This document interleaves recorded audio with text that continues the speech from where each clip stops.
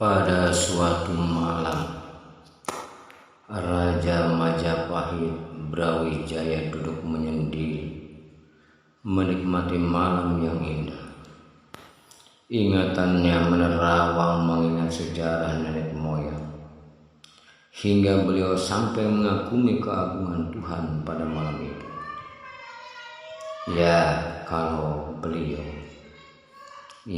Kata beliau, betapa pentingnya persatuan demi keutuhan negara. Perlu adanya ikatan persahabatan dengan negara lain yang di dalamnya lebih banyak menguntungkan daripada menaklukkan suatu negara dengan tekanan senjata yang penuh kekejaman dan kebencian itu. Lalu Raja berkata dalam hatinya, timbullah keinginan beliau untuk mengadakan ikatan dengan negara Pajajaran di Pasundan dengan jalan perkawinan. Keesokan harinya Raja memanggil Patih dan bersabda untuk menyampaikan niatnya untuk meminang ke Pajajaran di Pasundan dengan jalan perkawinan. Hari itu juga Patih mengumpulkan para prajurit dan menyiapkan perbekalan yang dibutuhkan, lalu berangkat menuju negara Pajajaran. Setelah beberapa hari menempuh perjalanan, akhirnya utusan dari Majapahit sampai juga pada tujuan dengan mendapat sambutan yang ramah dari raja ataupun warga istana lainnya. Kepada Baginda disampaikan surat sebagai penguatnya. Menurut Raja Pajajaran, surat lamaran adalah ajakan hidup bersaudara, sebagai surat silaturahmi yang menghiasi kasih sayang, malah sebagai penghormatan kalau setuju menerimanya. Maka dari itulah, setelah dipikirkan, putra raja menyetujuinya dan menerimanya dengan senang hati, sekaligus menentukan hari perkawinan. Setelah itu Patih Majapahit beserta pengiringnya pamit pulang. Setibanya di Majapahit, kepada raja disampaikan hasil pinangan dan sekaligus hari perkawinan. Dalam kegembiraan itu, dia tidak menyia-nyiakan waktu. Ia pun berangkat ke Pajajaran untuk mengingat tali kasih dengan putri Kencanalarang. Setelah seminggu diboyongnya putri Kencanalarang ke negara Majapahit. Setelah beberapa bulan lamanya, putri Kencanalarang menyatakan bahwa ia sedang berbadan dua. Ketika Nyi Putri akan mengandung 9 bulan, ada tersirat di hatinya ingin merencanakan dan menyatakan kepada Prabu Brawijaya untuk pergi ke Pajajaran. Tuanku Raja Buah Hati, izinkanlah hamba pergi ke ibu dan ayah. Alangkah bahagianya hati jika pada waktu melahirkan disaksikan oleh ibu, ayah, dan suami tercinta. Maka hamba mohon dan tidak keberatan untuk melepaskannya, pinta putri Kencanalarang kepada suaminya.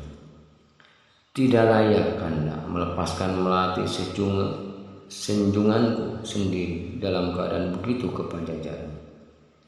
Seyogyanya tangan Kanda sendiri yang harus meletakkan puspa hatiku pada putri aslinya. Namun kiranya Dinda dapat memaafkan Kanda bila karena kepentingan negara Kanda mewakilkan pengantaran Dinda ke Pajajaran kepada salah seorang menteri saya.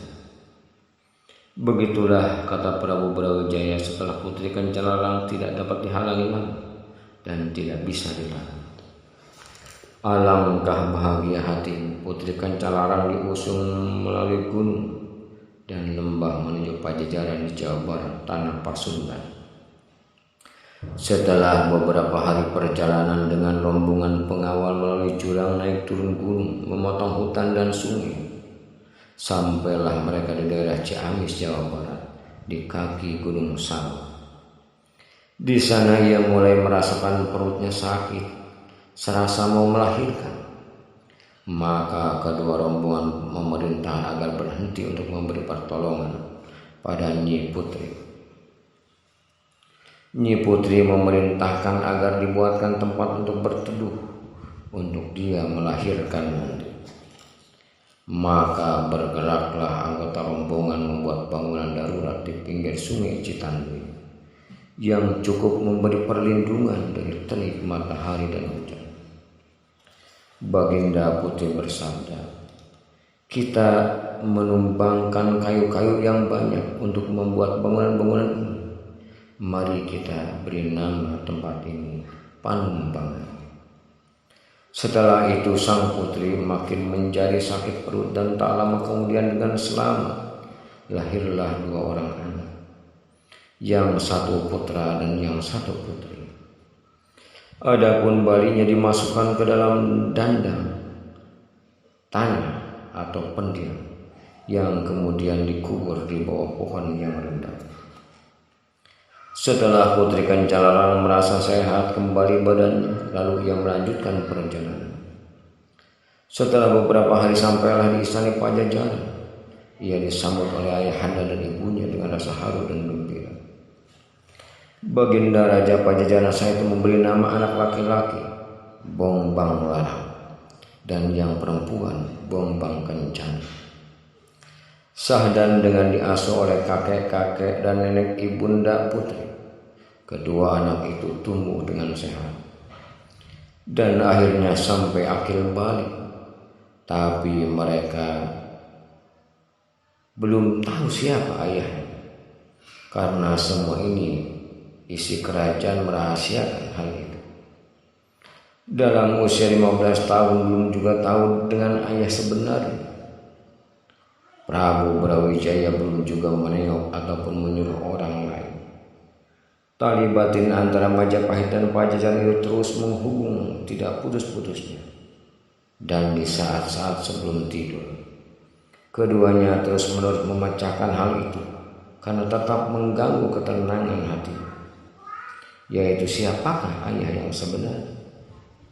Kepada siapapun hal sebenarnya, kepada siapapun hal itu ditanyakan, selalu dijawabnya bahwa Raja Pajajaranlah ayahnya. Jawaban itu tidak dapat diterimanya karena tahu bahwa ibunya Kencana Larang memanggilnya ayahanda. Bongbang Larang tidak putus asa meskipun kakek, nenek dan ibundanya tidak terus terang siapa ayah. Maka ia mendesak salah satu emban untuk menceritakan siapa ayah yang sebenarnya. Karena didesak terus, maka emban tersebut menceritakan bahwa Prabu Wijaya Raja Majapahitlah ayah mereka berdua. Setelah tahu siapa ayahnya, pada suatu malam Bongbang Larang menghadap pada kakek untuk meminta izin menghadap ayahnya di Majapahit. Kakeknya sangat heran di mana dia tahu bahwa ayahnya ada di Majapahit. Raja Pajajaran tidak rela melepaskan Bongbang Larang pergi kemanapun, apalagi ke Majapahit. Akhirnya pergilah Bongbang Larang ke kamar ibunya untuk meminta doa restu demi keselamatan perjalanan ke Majapahit. Namun sayangnya bunda nampak sedang beristirahat dan dia tidak berani mengganggu.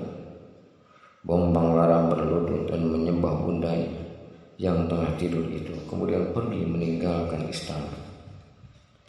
Pada keesokan harinya, penghuni istana sibuk mencari Bongbang Larang, tapi sayang sekali dia tidak ditemukan. Maka Raja Pajajaran memberitahukan kepada Kencana Larang yang kelihatannya sangat sedih bahwa Bongbang Larang pergi ke Majapahit. Kini Bongbang Kencana dapat menyusul kakaknya. Kemudian diceritakan kejadian di istana dan berangkatlah bersama-sama mencari ayahnya di Majapahit. Setelah berbulan-bulan sampailah mereka di Panumbangan.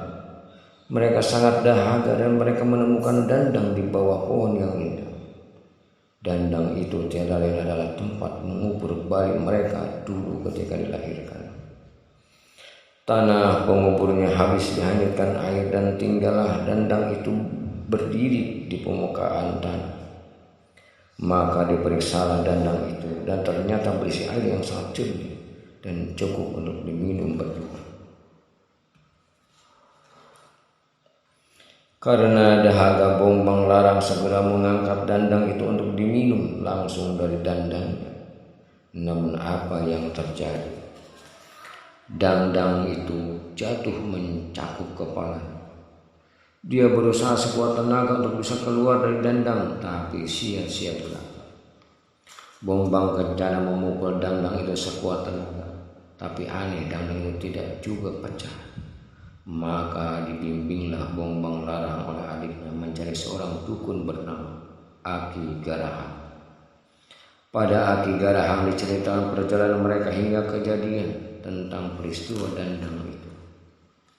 Melihat keadaan mereka berdua, Aki Garahang merasa iba dan langsung menolong mereka dengan cara dandang tersebut dipukul menggunakan kujang pusaka hingga pecah berkeping-keping. Maka Bombang Larang terlepas dari mara bahaya.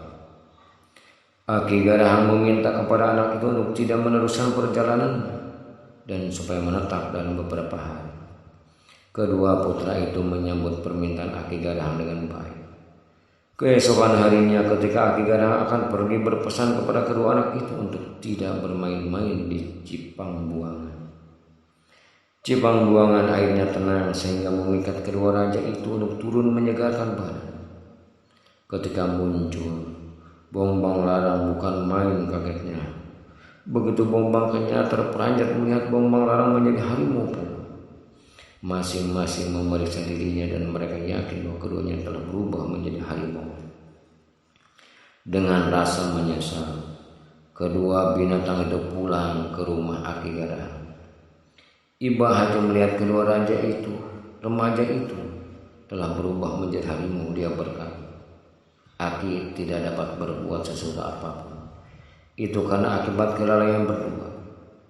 Tidak mengindahkan petua orang tua yang telah banyak makan asam garam.